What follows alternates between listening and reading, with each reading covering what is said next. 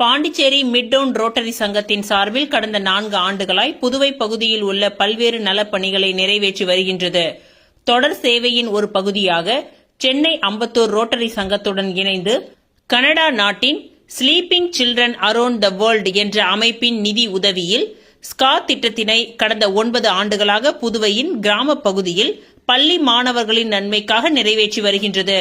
இந்த திட்டத்தில் 8 வயதுக்கு உட்பட்ட ஏழை பள்ளி குழந்தைகளுக்கு அவர்கள் அமைதியாக உறங்கி மகிழ்ச்சியாக பள்ளி செல்வதை உறுதி செய்யும் விதமாக அவர்களுக்கு 6500 ரூபாய் மதிப்புடைய படுக்கை, கொசுவலை, சீருடைகள், நோட்டு புத்தகங்கள், கற்றல் உபகரணங்கள் அடங்கிய தொகுப்பு ஒன்றினை வழங்கி வருகின்றார்கள்.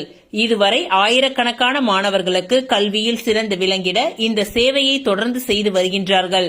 இந்த ஆண்டிற்கான ஸ்கா திட்டம் இன்று புதுச்சேரி வீராம்பட்டினம் JPF விளையாட்டு அரங்கத்தில் நடைபெற்றது. புதுவை கிராம பகுதி அரசு பள்ளி மாணவர்கள் 800 பேருக்கு 52 லட்சம் மதிப்பில் இந்த நலத்திட்ட உதவிகள் வழங்கப்பட்டன. இந்நிகழ்ச்சிக்கு கனடா நாட்டிலிருந்து ஸ்கா உறுப்பினர்கள் வருகை தந்தனர். சென்னை அம்பத்தூர் ரோட்டரி உறுப்பினர்கள் முன்னிலை வகித்தனர்.